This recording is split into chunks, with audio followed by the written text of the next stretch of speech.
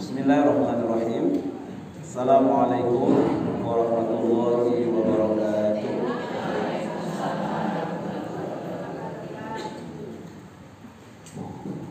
Innal hamdalillah nahmaduhu wa nasta'inuhu wa nastaghfiruh wa na'udzu billahi min shururi anfusina wa min sayyiati a'malina. Man yahdihillahu fala mudilla lahu wa man yudlilhu fala hadiya lahu.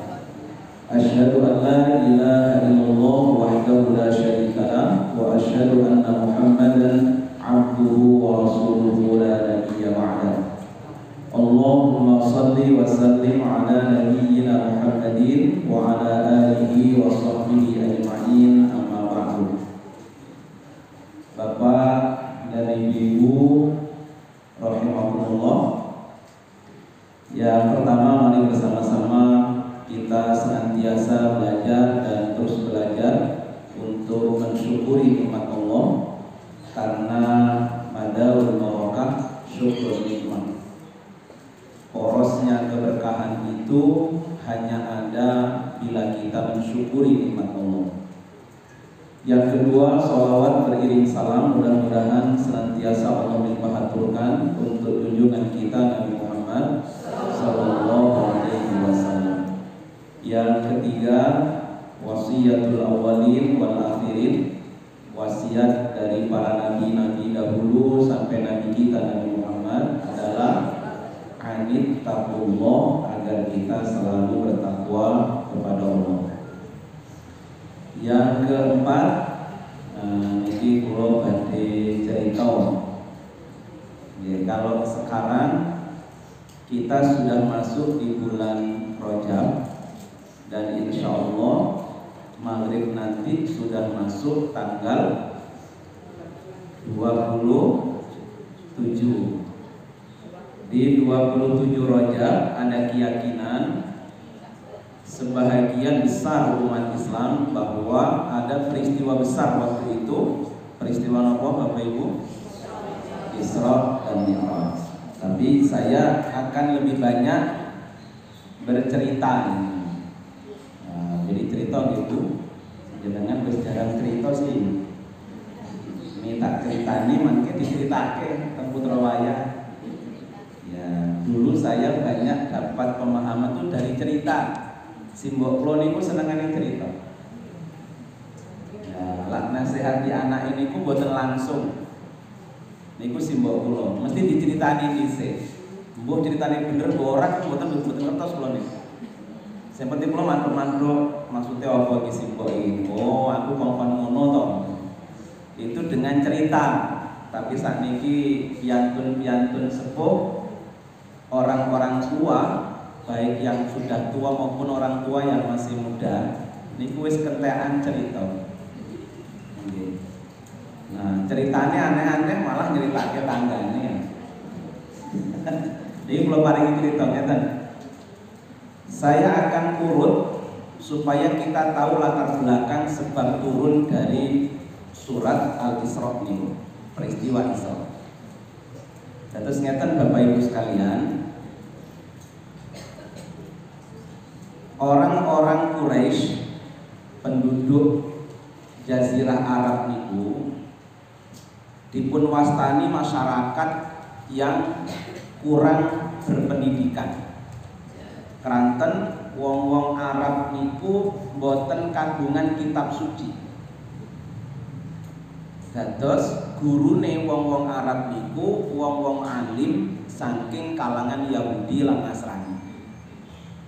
Jadi wong-wong Quraisy niku ngangsu kaweruhe niku kalih ulama-ulama Yahudi dan Nasrani.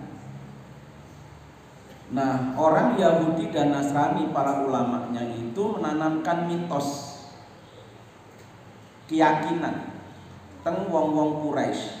Di antara yang ditanamkan itu bilih utusane Gusti Allah niku mesti ka Bani Israil. Niku mitosnya. Jadi wong-wong Quraisy niku yakin bilih mengke lak wonten utusan saking Gusti Allah niku mesti teka bangsa Bani Israil. Niku mitos yang ditanamkan. Ya. Nah banyak nanti wong-wong Quraisy itu, orang-orang Quraisy itu yang mereka itu kalau mengalami kesulitan tidak tahu niku nggih tanglete teng ulama-ulama saking kalangan Yahudi saha Nasrani. Karena orang Yahudi Nasrani itu terkenal orang yang terpelajar. Kenapa? Mereka punya kitab suci. Nah, gitu. Jadi dipercaya niku kalih wong-wong Quraisy. Nah, maka Kanjeng Nabi Muhammad ketika mengaku sebagai nabi niku mboten dipercaya memang kalih wong Quraisy niku. Karena wong Quraisy wis yakin lah nabi niku ya mestine dudu Muhammad to ya. Muhammad iki kan dilahirke ya ngerti dhewe, kuwi putrane Muhammad, putrane Abdullah. Putune Mbah Abdul Muthalib. Dudu wong teko Bani Israel. Ngoten niku rumiyin niku. Jadi ndak percaya itu. Nah, yang kedua, Nabi Muhammad ketika beliau menyatakan diri sebagai utusan Allah itu, wong-wong Bani Israel najan mereka juga tahu ciri-cirinya Nabi nanti itu seperti apa dan plek niku ciri tentang Nabi Muhammad, tetep wis kalah isin li mundur dek niku. Gandeng dari awal dia sudah yakin utusan Allah niku mesti teko Bani Israel. Nah sehingga apa? Supaya wong-wong tetep mboten percaya teng Nabi Muhammad, maka orang-orang Bani Israil niku ling gelari Kanjeng Nabi niku dudu Muhammad bin Abdullah, ngoten niku. Muhammad bin Abi Kabsin. Nah, gandeng napa Kanjeng Nabi niku kerjaane angon wedhus. Muhammad kuwi anake tukang angon wedhus. Karena Nabi Muhammad itu kan pernah diasuh oleh orang yang memang penggembala kambing, sehingga Nabi Muhammad pekerjaannya memang menggembala kambing. Lah tase wong anake wong angon wedhus kok ngaku dadi. Nah, ini padha karo ngene dhewe niku janjan ibu. Di tempat kita itu kalau ada orang alim ning dekne niku teko masyarakat biasa. Nggih to? Ana wong sing ora seneng karo wong alim niki. Mesti lek ngompori koncone kan ngoten niku. Halah dadak sampean percaya. Kholis kuwi anake wong gerem. Gitu. Ya kan? Untuk merendahkan status kita itu sing disebut niku bapak nih. Kayak anake wong ngarit kok leng ngomong daki-daki. Nah gitu. Itu cara dari orang-orang tokoh, orang-orang alim Yahudi Nasrani menanamkan mitosnya ke masyarakat Quraisy. Sehingga seperti apapun baiknya ajaran yang dibawa oleh Nabi Muhammad, tetap mereka melakukan penolakan. Nah, Kanjeng Nabi niku untungnya engkang sepindah beliau itu berada dalam perlindungan pemimpin Quraisy waktu niku. Nggih niku pamane piyambak Abu Thalib. Abu Thalib niku pimpinane wong Quraisy, makanya beliau itu pemegang kunci Ka'bah. Sapa sing pemegang kunci Ka'bah maknane niku pimpinane wong Quraisy. Lah pamane Kanjeng Nabi niku nglindungi Kanjeng Nabi. Dadi wong-wong Quraisy angger badhe nyakiti Kanjeng Nabi sing didelok niku pamane. Ngoten. Yang kedua, Kanjeng Nabi niku statusnya tinggi niku karena menikahi orang atau perempuan yang kaya raya, yaitu Khadijah. Jadi Kanjeng Nabi niku walaupun dijuluki anake tukang angon wedhus, tetapi beliau tetap dilindungi jiwanya itu oleh satu pamannya, karena pamannya adalah tokoh-tokoh Quraisy. Yang kedua, Kanjeng Nabi posisinya lebih tinggi hari ini karena apa? Karena menikahi perempuan kaya. Nah, wong biyen niku ukurane loro, Bu. Siji nasabe apik, loro sugih. Zaman Kanjeng Nabi lho niku. Zaman saniki apa lho? Angger nasabe apik, sugih sisan. Oh niku baru rada gagah niku. Nek kalau nasabnya ndak bagus, miskin sisan, ndak diregoni di zaman itu. Nah, Nabi Muhammad niku diperhitungkan itu karena beliau dilindungi oleh pamannya pimpinan Quraisy.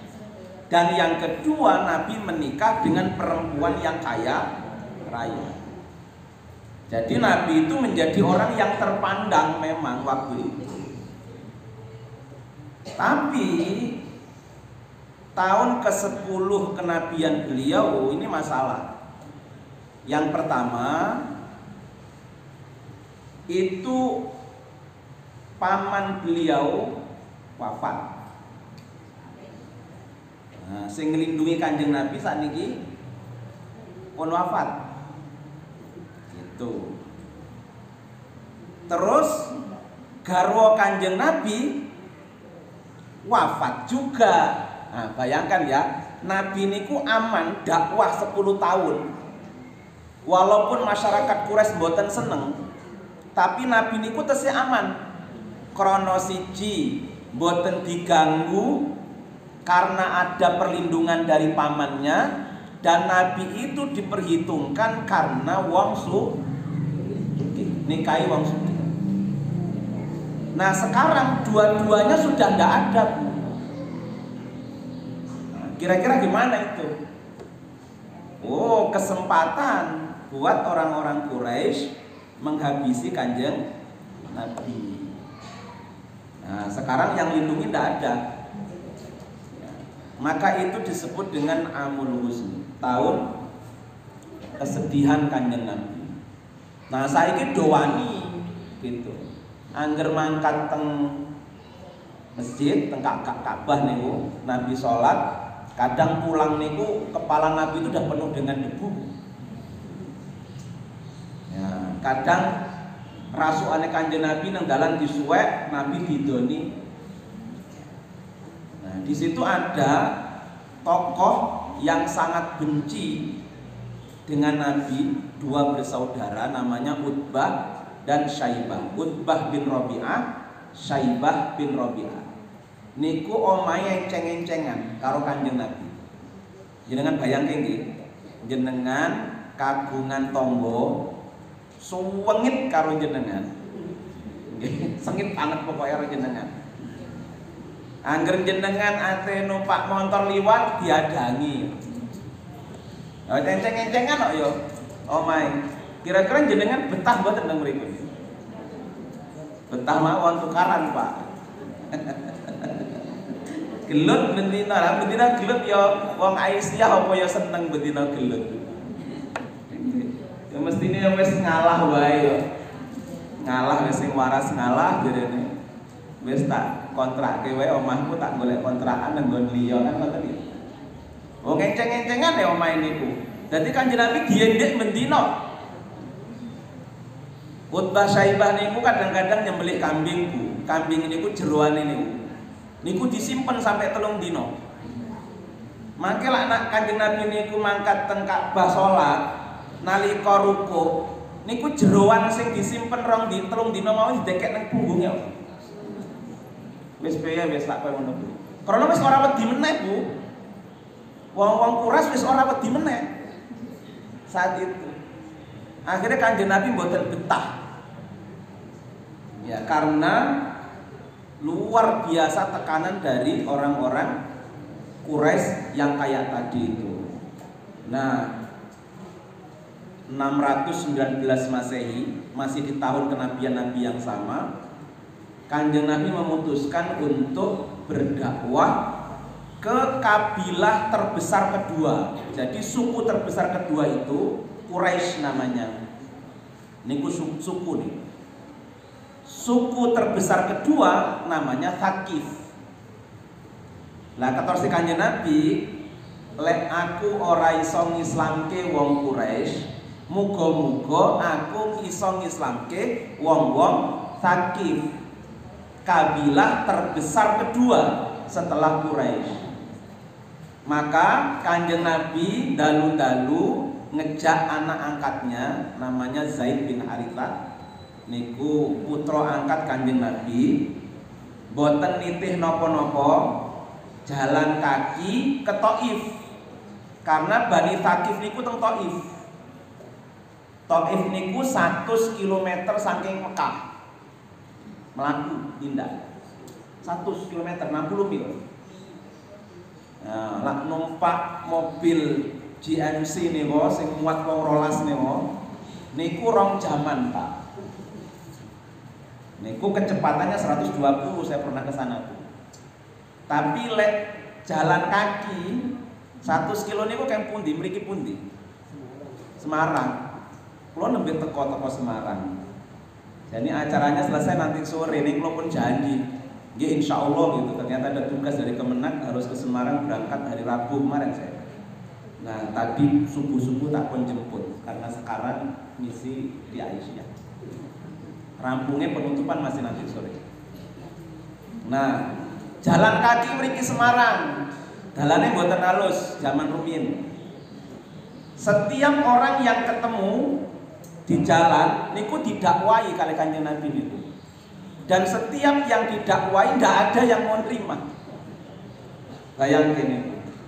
Bahkan Nabi nyampe di kota Thaif niku ditemoni kalih tokoh masyarakat Thaif wong telu. Dan tiga-tiganya itu menolak sekaligus menghina Kanjeng Nabi. Sampai Kanjeng Nabi ngendika, ya wis ngene wae Mas. Jenengan ora gelem nrimo dakwahku ora apa-apa, enggak apa-apa. Ning ojo jenengan cerita kalau saya sekarang ada di Thaif yo.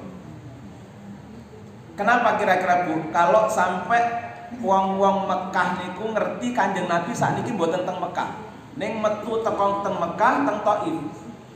Kalau Kanjeng Nabi sudah keluar dari kota Makkah, Nabi sudah tidak bisa balik lagi ke kota Makkah.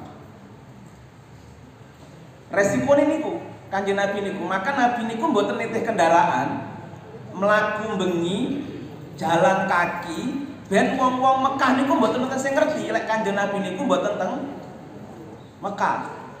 Sehingga Kanjeng Nabi niku ngendika, jenengan semua ndak apa-apa, ndak nerima dakwah saya, tapi tolong jangan kabarkan kalau saya sekarang ada di Thaif kepada orang-orang Mekah.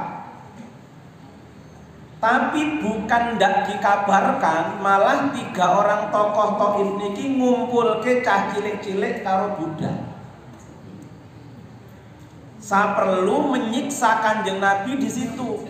Menyiksanya juga dengan cara menghina Kanjeng Nabi. Nah, laksak niki mungkin ibu-ibu, bapak punya kesempatan suatu saat bisa haji, bisa umroh, jenengan saged dolan teng Thaif. Lek jenengan wong rolas nyarter dhewe niku urunane 150 real.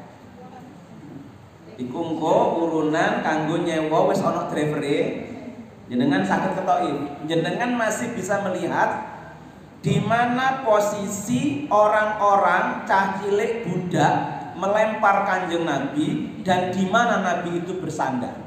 Kula langkai niku 11 langkah saya. Langkah saya itu kecil-kecil. Wonge pendek toh. Nah, itu 11 langkah. Sekarang di sini ini dibangun namanya Masjid Qub. Itu masjid artinya dhewe mungkin langgar. Tapi ditulisi masjid, Masjid Qub. Teng mriki ana watu gedhi tempat Nabi bersandar. Jarake kula langkah niku 11 langkah kaki kula. Niku Nabi dilempari sampai Nabi berdarah-darah. Zaid bin Harithah melindungi kanjeng Nabi sehingga tidak tahu ada berapa luka di kepala Zaid bin Harithah itu. Diantemi watu kok ya Bu, jaraknya wong sakmono. Cah cilik entek watune mundur, budak. Lak sing lempar wong-wong sugih, kanjeng Nabi jek terhormat Bu. Iki sing lempar cah cilik bayangke kayak jenengan ngelihat kalau dulu waktu saya kecil, kalau ada orang yang nggak begitu waras gitu ya. Nggih ta cah cilik-cilik sak moten niku to. Dioyak-oyak niku. Lah bayangke wis niku, cah cilik-cilik gitu. Kan nganggep Nabi mboten waras nih. Sama budak. Bayangkan, dilindungi oleh Zaid bin Harithah. Dalam sejarah niku nggak tahu berapa jumlah luka di kepala Zaid bin Harithah. Nabi sendiri sudah luka di atas tumit kanjeng Nabi. Sampai akhirnya kanjeng Nabi harus lari.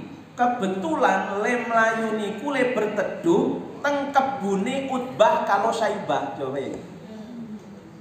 Utbah Saibah niku penduduk kota Mekah, omai enceng-encengan karo kanjeng Nabi, sing sengit banget karo kanjeng Nabi. Duwe tanah teng Thaif, dek ini niku. Nah, tanah digarap, dikelola oleh pembantunya namanya Adas. Maka sekarang di tempat itu ada Masjid Adas. 2 lantai. Ning yo gede iki masjidnya. Ya musola ngono lah. Tapi 2 lantai. Kalau naik ke lantai 2 itu akan kelihatan kebun yang luar biasa luas, bunga yang luar biasa banyak warnanya, dan juga tanaman-tanaman anggur macam-macam nih. Karena memang Thaif itu oase. Thaif niku tempat yang subur untuk pertanian. Nah, di sana kanjeng Nabi dilihat Utbah kali Saibah niku nembe liburan. Ku sopo kayak gitu. Wah, iki kan Muhammad itu. Gitu coba bayangin Bu. Neng karena waktu itu kanjeng Nabi nembe ndonga, doanya didengar oleh Utbah kali Saibah itu.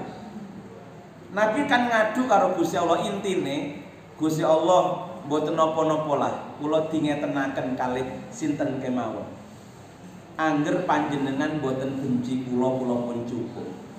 Gitu. Itu intine ngoten niku. Lah dengar doa itu Utbah kali Saibah rada iba. Sehingga Utbah Saibah nyeluk Adas. Petik nih anggur, dekek nampan kayak wong kae. Gitu. Akhirnya Nabi dikasih anggur sama Adas. Ketika makan anggur itu, kanjeng Nabi sadurunge dahar niku mengucapkan Bismillahirrahmanirrahim. Terus Adas, penduduk negeri ini belum ada yang pernah mengucapkan kalimat itu menjelang dia makan.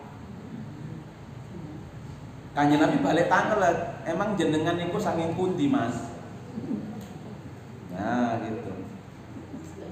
Ya, disebutkanlah daerah dari beliau karena beliau bukan asli Thaif rupanya. Nah kanjeng Nabi langsung ngendika, oh jenengan teko daerah dulurku Yunus bin Matta. Langsung Adas niku kok kenal gitu. Yunus bin Matta ini kan Nabi. Di masyarakatnya Adas itu udah terkenal ini. Tapi tidak banyak orang tahu tentang Yunus bin Matta itu, cuma cerita turun-temurun aja. Kok kanjeng Nabi kenal ngoten niku? Ceritalah kanjeng Nabi niku tentang Yunus bin Matta. Akhirnya Adas langsung mengucapkan kalimat syahadat. Jadi satu-satunya orang yang Islam di Thaif itu ya Adas niku, pembantu. Nah, niku.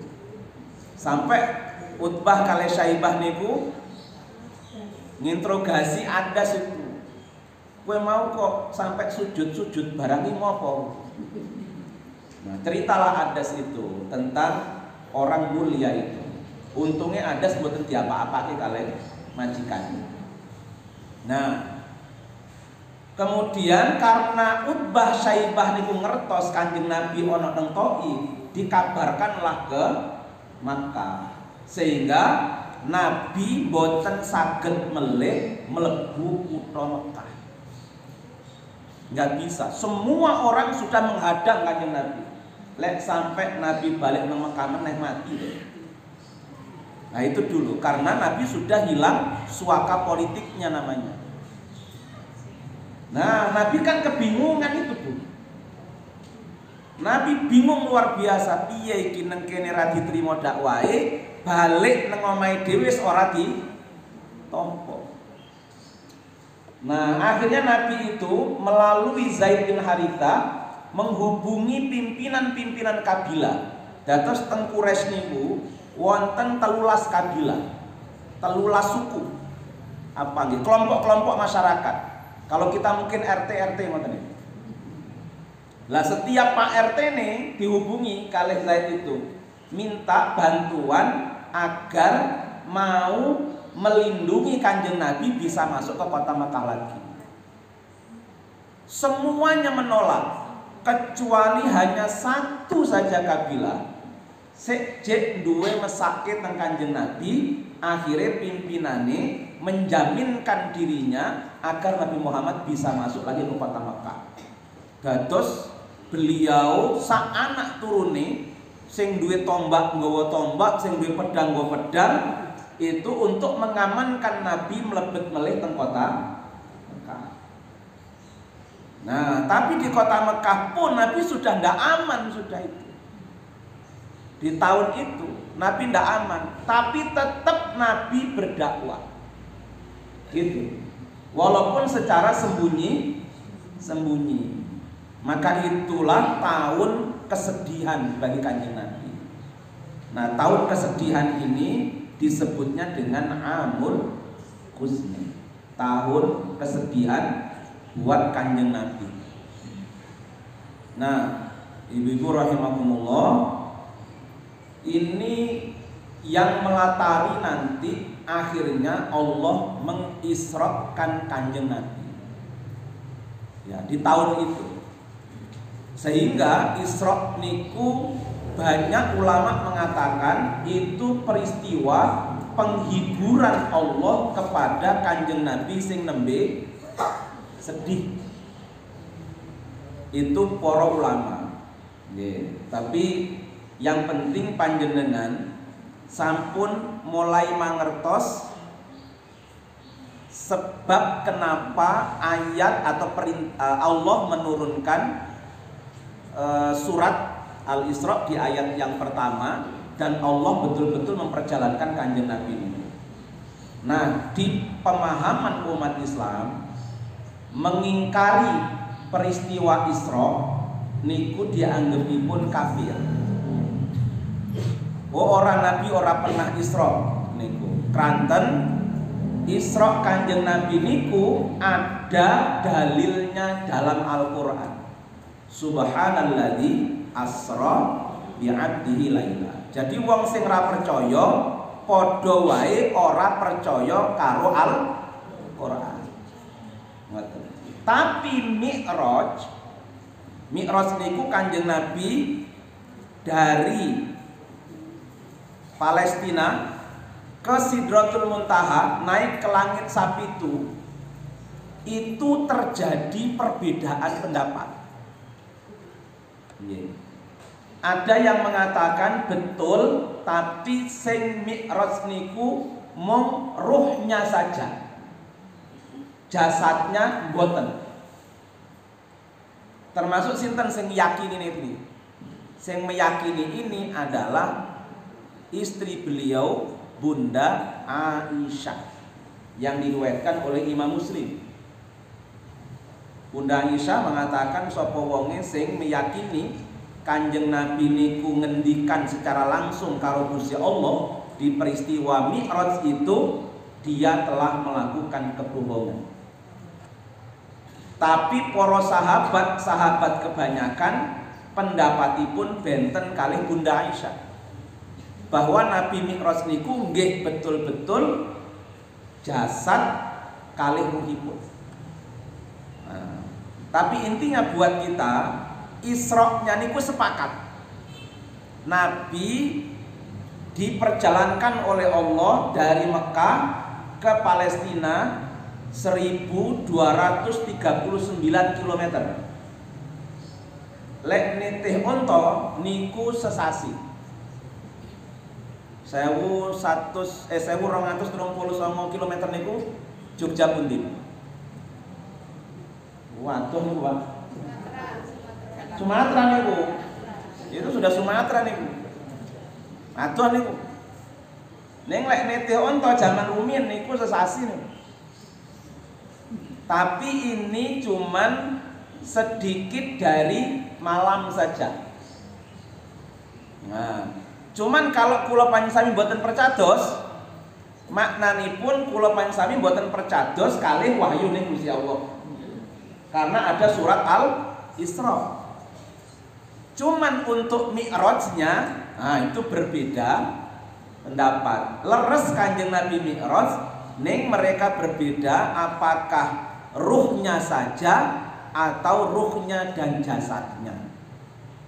Nah, walaupun kebanyakan para ulama, para sahabat itu meyakini ruh dan jasad. Keranten tidak ada ayat yang secara langsung jelas menunjukkan Nabi niku Mi'raj. Ya, yang ada adalah ayat yang masih bisa ditafsirkan. Nah, disitulah. Nah, kenapa Bunda Aisyah niku mboten pati percaya ngoten niku? Bukan Bunda Aisyah niku mboten percaya kalih critane Kanjeng Nabi. Bunda Aisyah niku wong pinter. Lak sampai nanti Bunda Aisyah melu benerke bahwa Kanjeng Nabi niku Mi'raj jasad kalih ruhe, Nabi ngendikan karo Gusti Allah, mesti kok umat Islam njur mbayang-bayange Gusti Allah kok. Gusti Allah nang dhuwur arsy ngendikan karo Kanjeng Nabi secara langsung. Mesti masyarakat nanti akan mbayangke kuwi. Gusti Allah piye yo ketika ngomong yo? Ngomongin piye yo? Lelungguh kaya piye yo? Nah, biar ndak ada pertanyaan-pertanyaan kayak begitu, dipangkas saja oleh Bunda Aisyah itu. Wis sapa wonge sing ngendikan lah Kanjeng Nabi niku ngendikan karo Gusti Allah di peristiwa Mi'raj, dia telah berbohong. Itu krono pengen hati-hati. Karena bisa syirik nanti kalau sampai bayangke tentang Allah Subhanahu wa taala yang lagi ngendikan karo Kanjeng Nabi itu. Nah, jadi untuk Mi'rajnya memang terjadi perselisihan. Walaupun kebanyakan pendapat itu bahwa Nabi betul-betul Mi'raj niku jasad lan ruhipun. Tapi la Isra niku bener. Nah, kenapa Nabi itu diisrokan dari Mekah teng Palestina? Ini senjatanya Kanjeng Nabi, Bu. Kanjeng Nabi niku mboten mung diuji fisike. Dibalangi watu, disawut kalih debu, dinai kotoran kambing. Bukan hanya itu. Kanjeng Nabi niku nggih diuji kecerdasanipun. Lawane Kanjeng Nabi niku Yahudi karo Nasrani soalnya. Nasrani Yahudi ngendikan bilih Nabi niku mesti teko bangsa Israel. Bangsa Israel itu kan Palestina, Bu. Lak Kanjeng Nabi belas awam tentang Palestina, maka dugaan orang-orang Yahudi Nasrani bener tuh, itu dudu Nabi. Maka Allah berikan pengetahuan yang lengkap kepada Kanjeng Nabi tentang Palestina, tentang kota para nabine pun Gusti Allah. Sehingga Nabi saged cerita. Diuji Kanjeng Nabi lak sampean bener-bener teko Palestina, teko Masjidil Aqsa, saiki cagake ana pira? Lah Kanjeng Nabi saged jawab, Bu.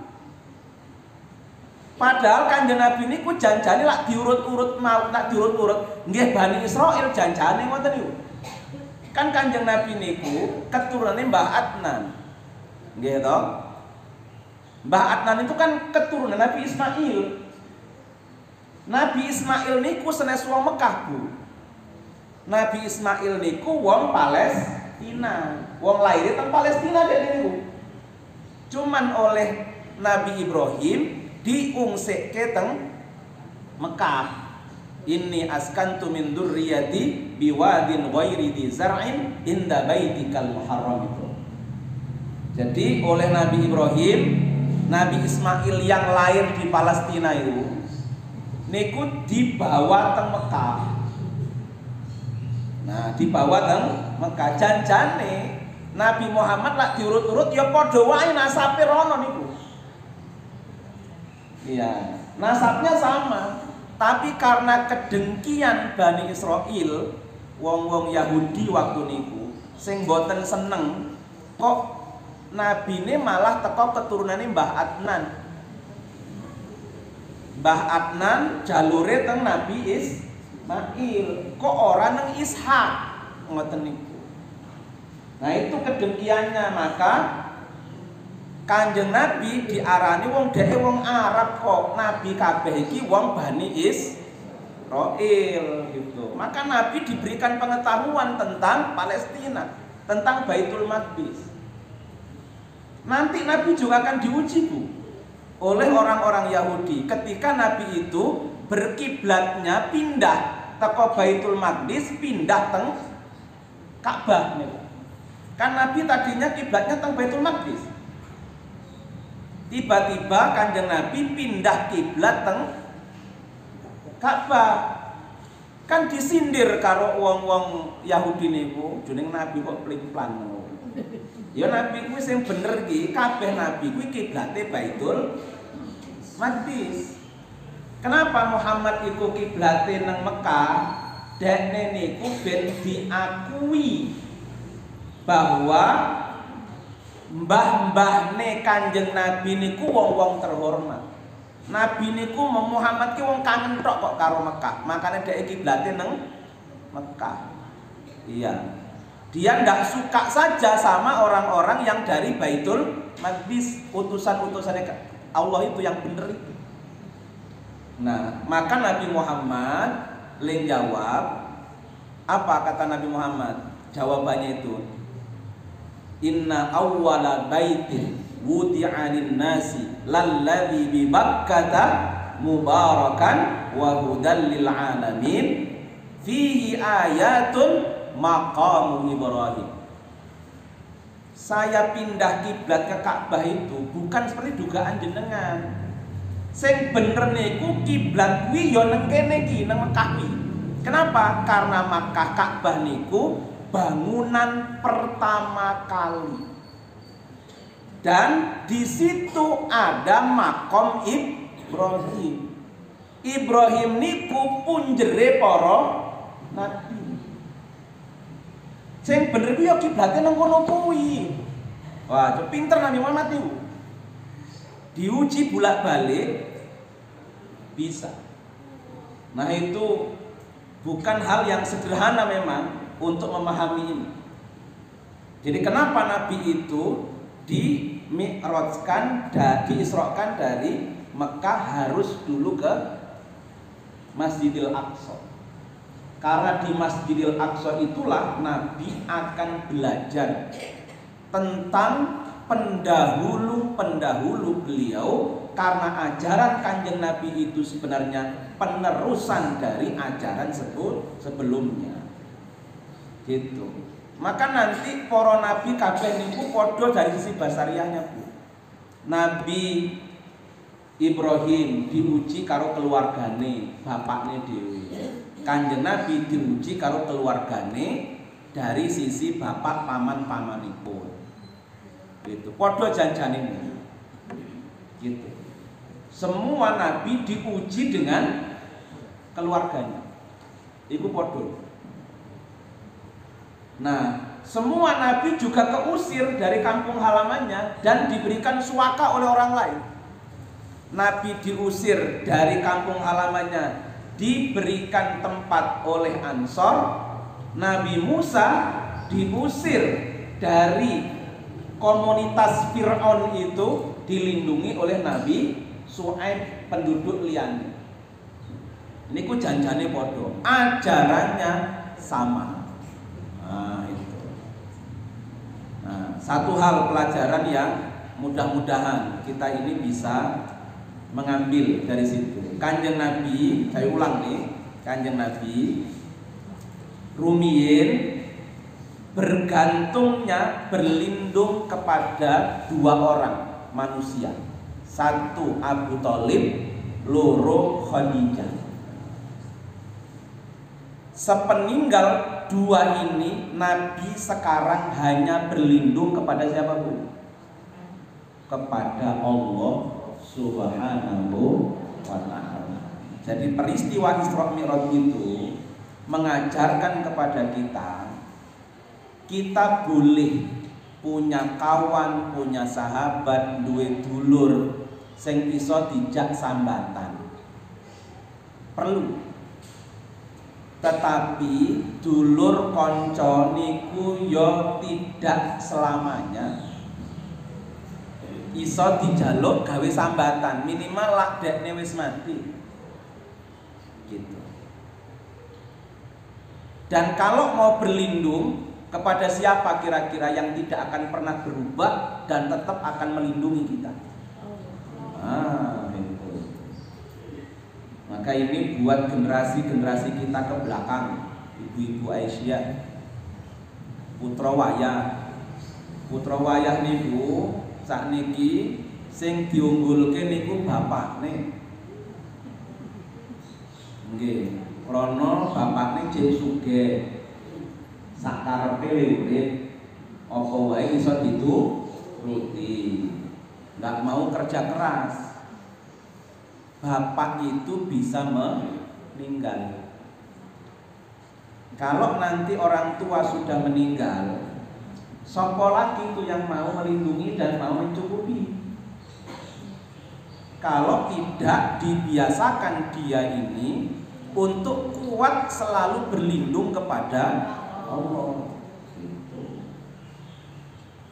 Itu harus mulai. Kanjeng Nabi kan ngajari gitu. Begitu sedih Kanjeng Nabi itu ketika apa? Berlindungnya kepada orang. Sampai tahunnya saja disebut dengan tahun kesedihan. Gitu. Sapa meneh iki sing bakal iso nglindungi aku?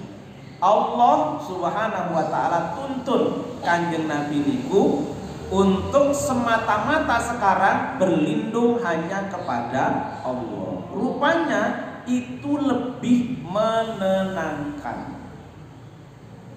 Nabi lebih pede. Habis Isra Mi'raj niku Bu, Kanjeng Nabi le dakwah niku lebih peng-pengan.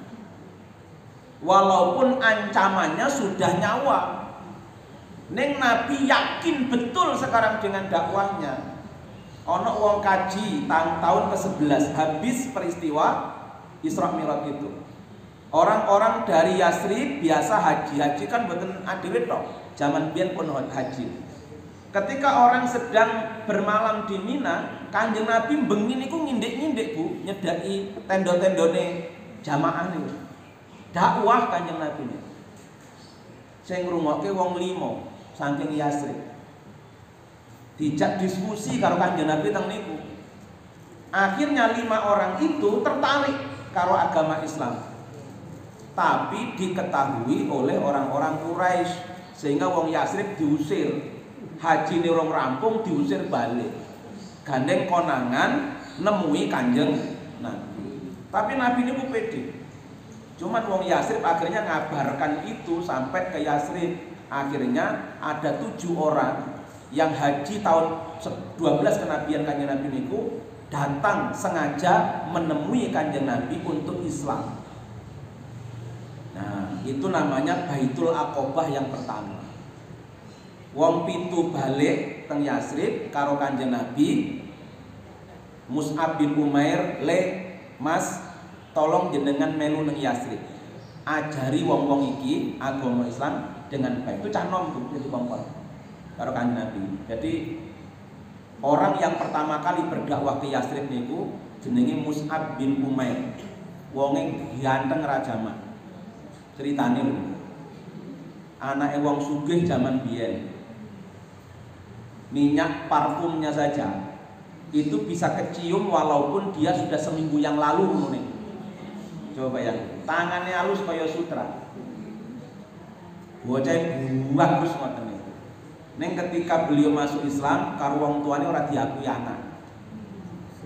Akhirnya Mus'ab ini yo kerja dhewe sampai tangannya itu mengelupas untuk memenuhi kebutuhan sehari-hari. Dan beliaulah yang diutus Kanjeng Nabi. Jadi Nabi itu kuat. Kalau orang itu bersandarnya hanya kepada Allah, itu keyakinannya semakin bagus. Bukan gak penting loh Bu, kekancan, bersaudara, yang bisa saling membantu, berharap. Niku mboten kok ora entuk mboten. Nggih angsal, tapi kalau semata-mata di situ, itu masalah. Nah, banyak orang sekarang itu, saya duwe konco nggih ngoten niku, gandeng koncone ini polisi. Wah niku rada dudeng pancen. Wong saya dulu juga sama itu. Jadi Pak RW keamanan saya itu polisi. Engko Pak lah dicegat karo polisi, sampean sebut wae jenengku yo. Beres-beres. Wah, ini pernah saya buktikan ini. Lali ra gosip pas ono razia. Pak wonten salam keng Bapak Fulan. Oh iya, terima kasih Pak. Lanjut saja. Oh, ternyata kepenak yang dikoncone Bu. Nggih. Ning yo lek jenenge polisi kan mboten terus dadi polisi terus to ya Bu.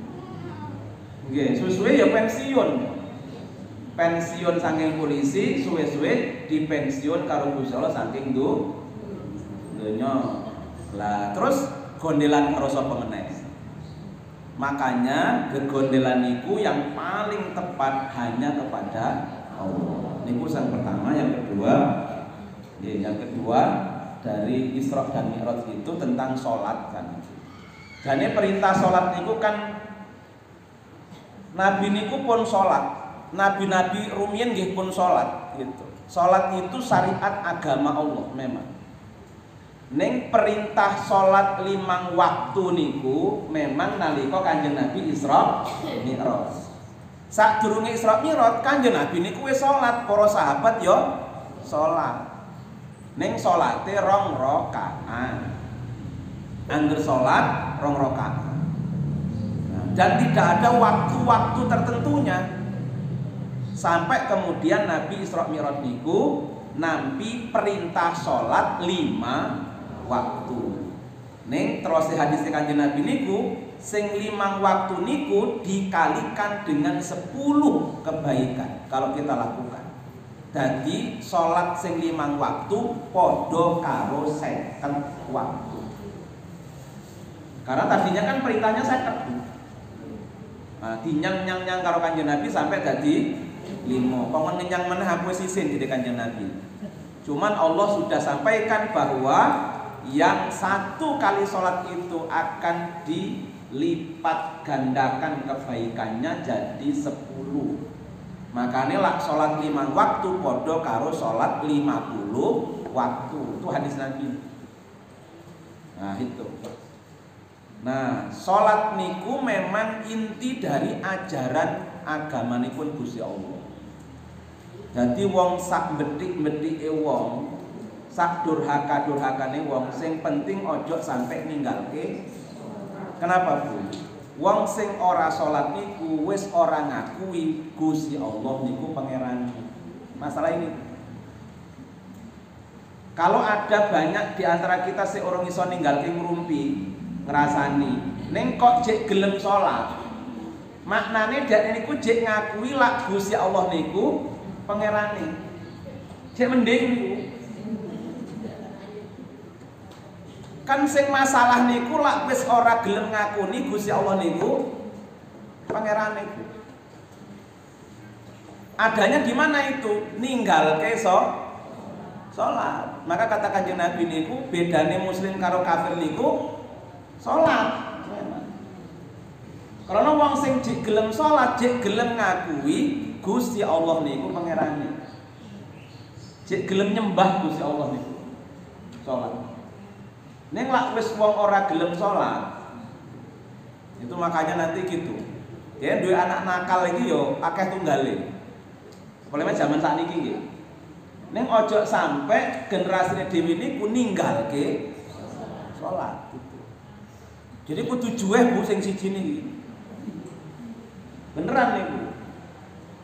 Kalau kita itu keras pada anak karena anak kita, cucu kita ndak mau sekolah, itu keras kadang-kadang. Ning lak ra gelem salat, santai-santai wae kebanyakan orang itu. Ya aneh loh itu. Harusnya lebih keras itu. Lengi-lengke kudu lebih tenanan, leng nyontoni kudu lebih tenanan. Karena kalau dia sudah ndak salat, berarti padha wae dekne iku wis ra gelem nyembah Gusti Allah. Itu masalahnya. Nah, ajaran utama kita itu adalah nyembah Gusti Allah. La ilaha illallah. Nah, maknanya luas Bu, nyembah Gusti Allah niku. Tiada Tuhan selain Allah. Berarti sing liyane Gusti Allah niku sinten? Makhluk. Makanya tidak boleh menuhankan makhluk. Manusia tidak boleh menuhankan manusia lain. Niku teng agama Islam. Makanya ketika Nabi dakwah niku sing disenengi agama niki sing seneng sinten? Wong-wong sing boten gadah. Wong-wong ra duwe. Karena di Arab niku sistemnya ngeten iki, kados piramid, mocok mendur segitiga. Sing sithik nang dhuwur niku wong-wong sugih. Ngisore niku wong-wong budak wong ora duwe. Wong ora duwe ora iso dadi wong sugih, Bu. Maka ada budak di situ tuh. Sepinter apapun kalau dia budak tetap derajatnya rendah. Kenapa? Orang tidak sama. Agama Islam ketika Allahu Akbar itu sing paling gede mung Gusti, yang patut disembah cuman Allah, manusia ndak. Sehingga dalam bahasanya wong sakniki Islam niku ngajarkan kesetaraan. Supaya apa? Masyarakat maju. Kenapa masyarakat maju? Sakniki karena maju dan tidaknya tidak ditentukan oleh nasab. Lah masyarakat sebelum Islam niku nasab menentukan nasib. Gitu. Islam datang, nasib ditentukan oleh kasab. Kasab niku usaha, nasib niku. Kalau masyarakat itu masih meyakini nasab menentukan nasib, maka masyarakatnya tidak akan maju.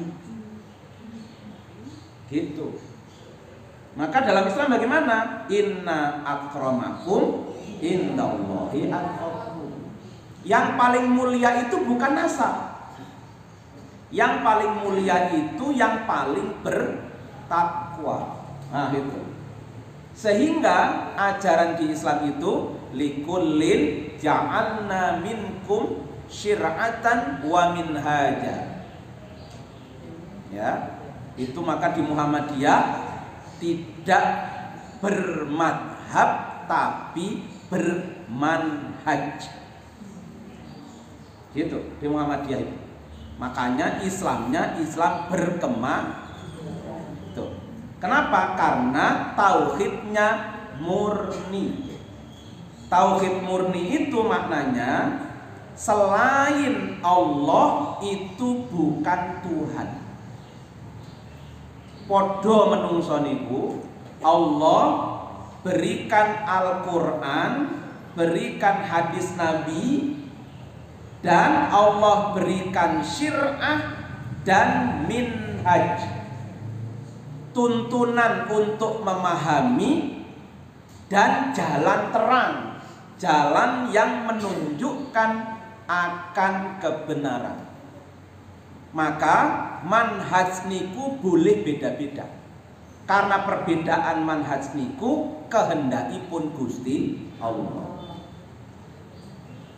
Walau ja'alnakum ummatan walau sya'allahu la ja'alakum ummatan wahidah. Kalau Allah menghendaki si jiwa Islam kuwi ora usah macam-macam. Tetapi Allah tidak menghendakinya. Kenapa? Liyabluwakum fima atakum. Allah ingin menguji di antara kelompok-kelompok masyarakat itu, kelompok-kelompok umat Islam itu, siapa di antara mereka yang paling bagus di dalam memahami fima atakum, Al-Quran dan Al-Hadis. Untuk apa ini? Untuk fastabiqul khairat. Itu kan ayatnya gitu. Supaya orang punya kesempatan yang sama dalam apa? Fastabiqul khairat, menjadi selangkah lebih maju dalam hal kebaikan.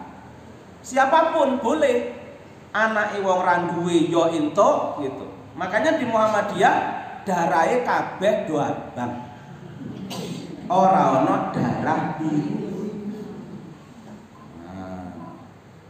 Nurholis niku anake tukang derep burung matun.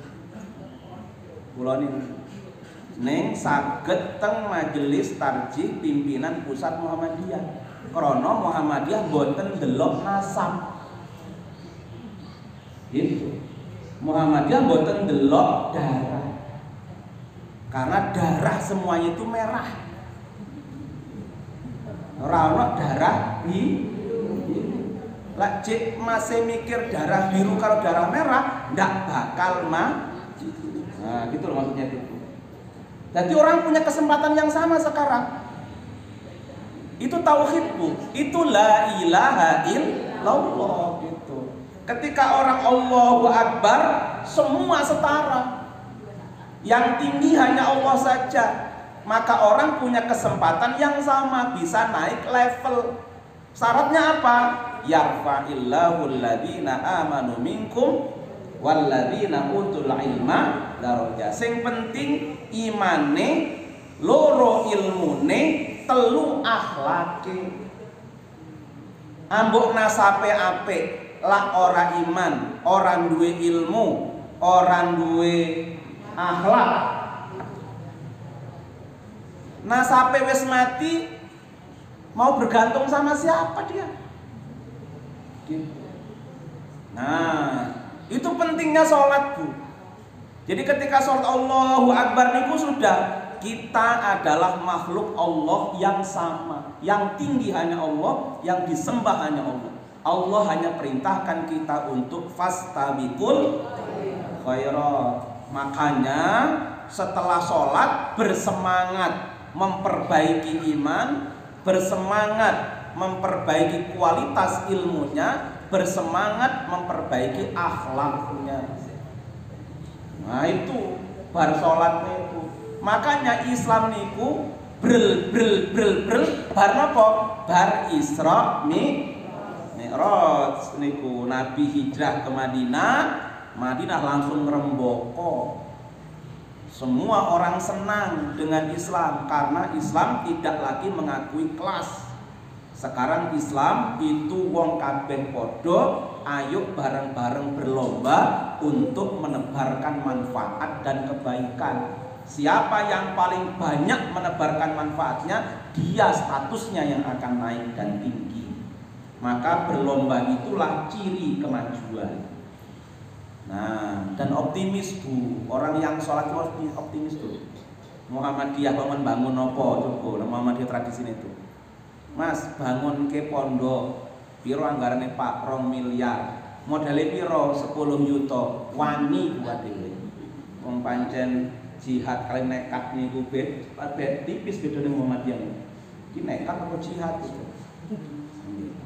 Dinai bangun sekolah ora ono anggarane. Ono rencanane. Muhammadiyah wani boten? Wani.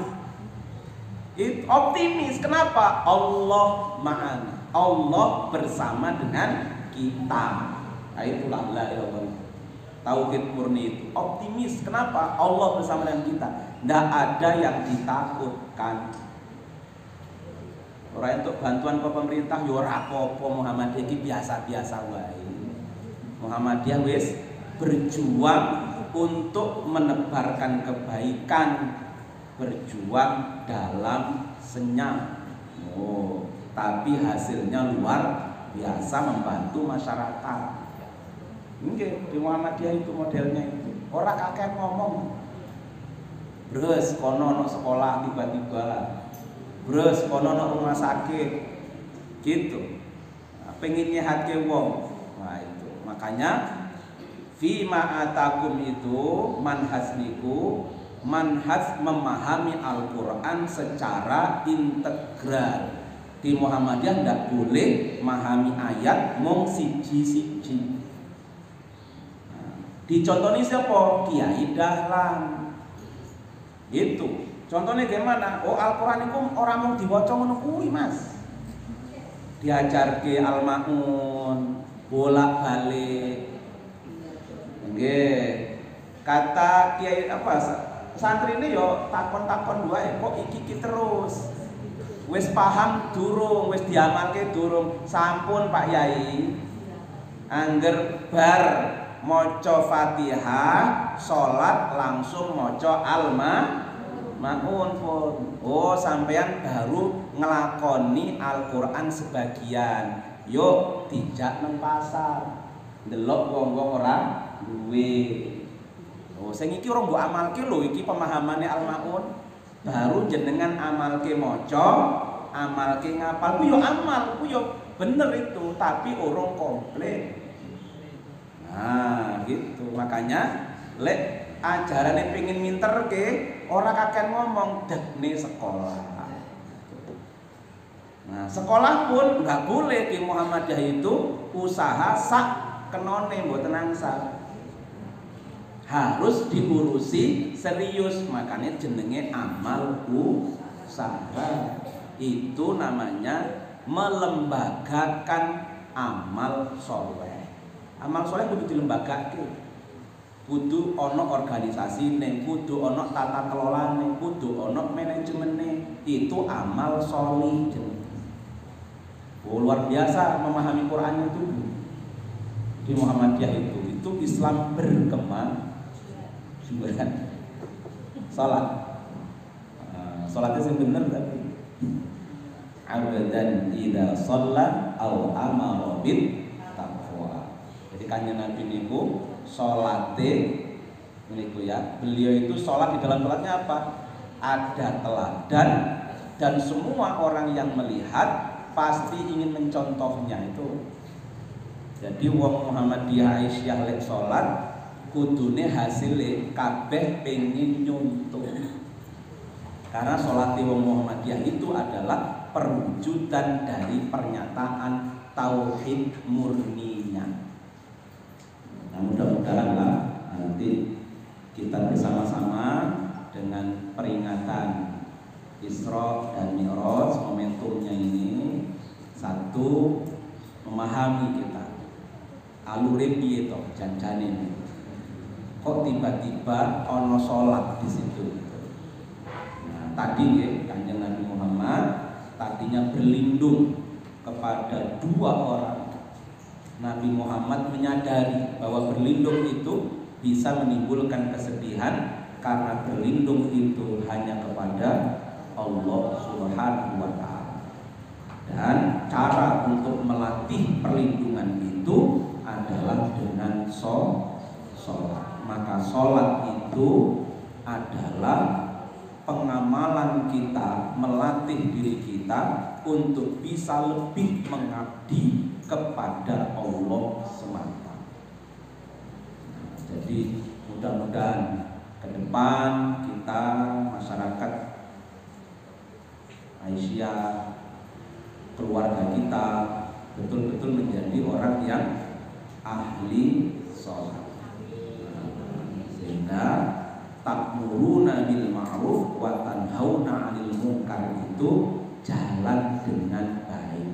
dengan cara yang bagus yang diterapkan oleh Muhammadiyah. Muhammadiyah tidak emosi kalau ada mungkar, tidak begitu. Muhammadiyah itu kalau ada kemungkaran didandani menungsani, orang dikeprui gone, orang sairi karo liyane. Muhammadiyah itu cara amar ma'ruf nahi mungkarnya gitu. Oh ini kok masyarakatnya orang genah, oh wis didirike, dipinterke wonge, disehatke badane, dan dicukupi kebutuhane. Maka ada majelis-majelis di situ. Itu cara. Ya, orang dikeprui wonge. Dikeprui wonge itu menyelesaikan masalah, Bu. Mungkin malah bikin masalah. Itu cara melalui amal usaha. Kurang lebihnya mohon maaf. Besar Asyar kepanggil oleh insya Allah dalam kesempatan yang sama, mudah-mudahan kita diberikan kesehatan terus oleh Allah dan dicukupi semua kehidupan kita oleh Allah dan diberikan keyakinan yang penuh kepada Allah Subhanahu wa Ta'ala. Dan mudah-mudahan kalau suatu saat betul-betul Allah panggil kita, kita dipanggil oleh Allah dalam kondisi yang terbaik dan juga dengan meninggalkan amal-amal solih yang banyak. Amin. Assalamualaikum warahmatullahi